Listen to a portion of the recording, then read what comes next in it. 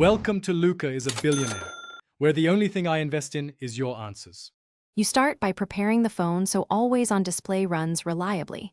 Make sure your K12x has adequate charge and Color OS is updated, because software updates fix display features.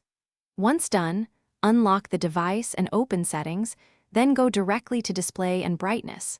This is where the ambient and lock screen options live. Make sure battery optimization isn't blocking background display services, because the system can otherwise turn off Always on Display to save power.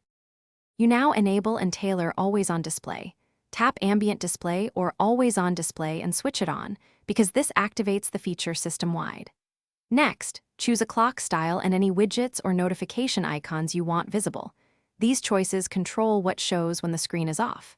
Then set a schedule or timeout and adjust AOD brightness so it's readable yet energy efficient.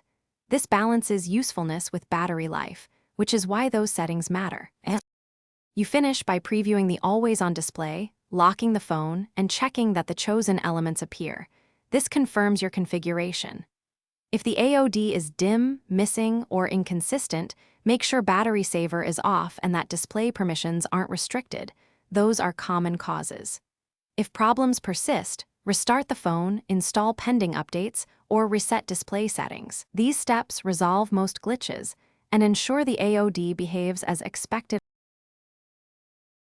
Thanks for watching and please subscribe. It's the best investment you'll ever make.